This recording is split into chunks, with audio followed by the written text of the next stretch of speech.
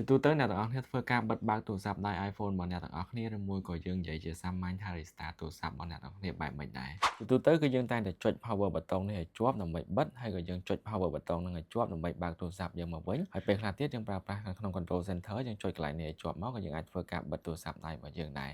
ប៉ុន្តែខ្ញុំចង់បង្ហាញអ្នកទាំងអស់គ្នាពីវិធីសាស្ត្រមួយទៀតដែលយើងគ្រាន់តែធ្វើការ click ទៅលើ icon មួយនេះគឺយើងអាច click ទៅលើពាក្យថា restart ហ្នឹងទៅគឺយើងអាចធ្វើការ restart ទូរស័ព្ទដៃរបស់យើងមានន័យថាឲ្យទូរស័ព្ទដៃរបស់យើងធ្វើការបិទហើយនឹងបើកវិញដោយខ្លួនឯងដើម្បីអាចធ្វើបែបហ្នឹងបានគឺងាយទេដំបូងឡើយអ្នកនរគ្រាន់តែចូលមកកាន់ app មួយដែលមានឈ្មោះថា shortcut ហ្នឹងមកបន្តមកទៀតអ្នកនរមើលមកសញ្ញាបូកខាងលើគេនេះណាអ្នកនរចុចមកកន្លែងហ្នឹងមកកន្លែង search action នេះអ្នកនរ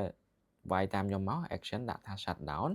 បន្តមកទៀតកន្លែងនេះបើសិនជាអ្នកនរចង់ឲ្យចុចទៅលើប៊ូតុងមួយហ្នឹងទូរស័ព្ទដៃរបស់អ្នកនរធ្វើការបិទតែម្ដងអ្នកនរទុក action ហ្នឹង shutdown អញ្ចឹងទៅប៉ុន្តែបើសិនអ្នកនរចង់ឲ្យចុចទៅលើប៊ូតុងមួយហ្នឹងទូរស័ព្ទដៃរបស់អ្នកនរធ្វើការ restart ណាមានថាវាបិទខ្លួនឯងហើយវាបើកមកវិញខ្លួនឯងអ្នកនរដូរ action មកកាន់ restart វិញអញ្ចឹងបើប៉ុណ្ណឹងគឺរួចរាល់ហើយអ្នកនរអាចធ្វើការ rename បានដើម្បីស្រួលចំណាំអញ្ចឹងដោយសារប៊ូតុងមួយហ្នឹងគឺសម្រាប់ធ្វើការ restart អញ្ចឹងខ្ញុំធ្វើការ rename វាមក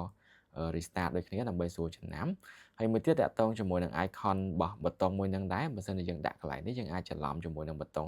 icon setting របស់យើងអញ្ចឹងយើងដូរពណ៌ដូរ symbol មកគឺថាអីក៏បានដែរដែលយើងស្រឡាញ់ប៉ុន្តែខ្ញុំស្រឡាញ់ជាមួយនឹង symbol មួយដែលវារៀងដូចជា power ណាអញ្ចឹងយើងធ្វើការដាក់ទៅលើ icon មួយហ្នឹងទៅគឺយើងធ្វើការស្រួលចំណាំដែរយើងគ្រាន់តែកលេចទៅយើងដឹងថាវាពាក់ព័ន្ធជាមួយនឹង power បិទបើកទូរស័ព្ទរបស់យើងអីចឹងទៅអញ្ចឹងប៉ុណ្ណឹងមកគឺរួចរាល់ហើយអ្នកនរគ្រាន់តែធ្វើការចុចមកកន្លែងនេះ add to home screen មានថាដើម្បីឲ្យវាដាក់ប៊ូតុងមួយហ្នឹងទៅកាន់ home screen របស់យើងចុចធ្វើការ add កន្លែងហ្នឹងមកគឺរួចរាល់ហើយអញ្ចឹងលើកក្រោយទៀតបើសិនជាអ្នកនរចង់ធ្វើការ restart ទូរស័ព្ទអត់ចាំបាច់ប្រើប៊ូតុងនេះឬមួយក៏ប្រើ control center អីទៀតទេ